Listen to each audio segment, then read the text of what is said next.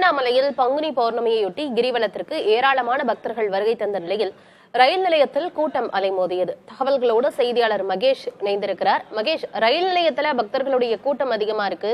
கிரிவலத்திற்கு வந்து செல்பவர்களுக்குன்னு கூடுதலாக எத்தனை சிறப்பு ரயில்கள் இயக்கப்படுது? இப்ப அங்க கூட்டத்தை கட்டுப்படுத்த என்ன பண்ணிட்டு இருக்காங்க ரயில்வே காவல்துறையினர்?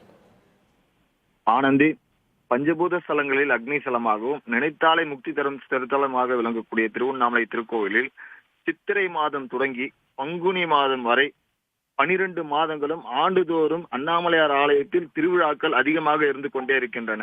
இந்த நிலையில நேற்று பங்குனி மாத பௌர்ணமியை முன்னிட்டு நேற்று அதிகாலை 4:15 மணி முதல் இன்று காலை 6-8 மணி வரை லட்சக்கணக்கான சுமார் ஒரு 12 லட்சத்திற்கு மேற்பட்ட பக்தர்கள் கிரிவலத்தை மேற்கொண்டார்கள். இந்த கிரிவலத்துல தமிழ்நாடு, ஆந்திரா, தெலுங்கானா, கர்நாடகா, மகாராஷ்டிரா, வெளிநாட்களில் இருந்து பக்தர்கள் கிரிவலம் வந்தாங்க.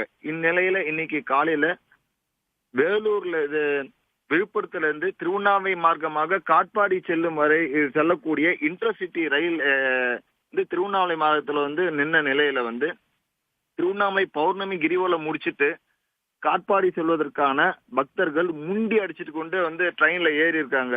நீங்க அந்த காட்சிகளை பார்த்திருக்கலாம். கை குழந்தையோட உள்ள ஏற முடியாத சூழ்நிலை அங்க நிலவிட்டு இருக்கு. ரயில்வே காவல்துறையினர் எவ்வளவு கட்டுப்படுத்தும் அங்க முடியாத சூழ்நிலை தான் இருக்கு. தெலுங்கானா, ஆந்திரா பக்தர்கள் அடுத்த மாசம் சித்ரா பௌர்ணமி வரக்கூடிய நிலையில சித்ரா பௌர்ணமி அன்னைக்கு கிட்டத்தட்ட 30 லட்சத்துல இருந்து 40 லட்சம் வரை பக்தர்கள் வருவாங்க. இந்த நிலையில ஆந்திரா, தெலுங்கானா, கர்நாடகா பக்தர்கள் கூடுதலா இன்னும் ரயில் இயக்கணும் கோரிக்கை வச்சிருக்கிறாங்க. ஆனந்தி, இன்னும் கூடுதலாக ரயில்கள் இயக்கப்பட்டால் பக்தர்களுக்கு வசதியாக இருக்கும் அப்படின்னு பக்தர்கள் கோரிக்கை விடுத்திருக்காங்க. தகவல்களுக்கு நன்றி மகேஷ்.